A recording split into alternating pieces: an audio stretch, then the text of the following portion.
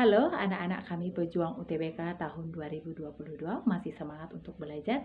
Baik anak-anak kami, kali ini kita akan membahas mengenai tentang lembaga sosial. Apakah itu lembaga sosial?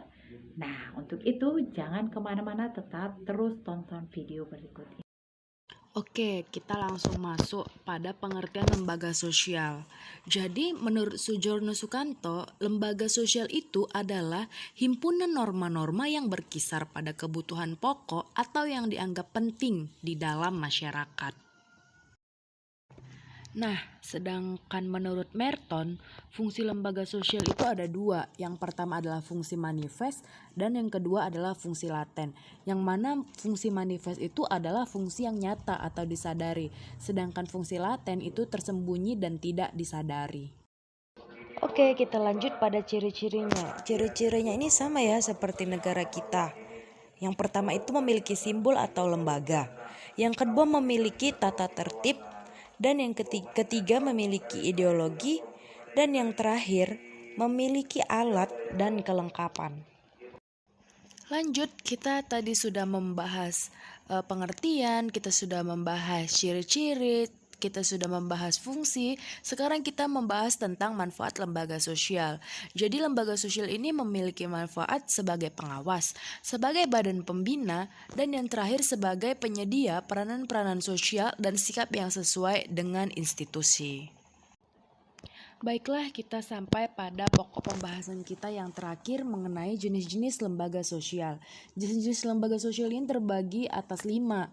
Yang pertama adalah keluarga. Kita akan mengupasnya satu-satu. Jadi lembaga keluarga ini adalah lembaga yang paling dekat dengan kita.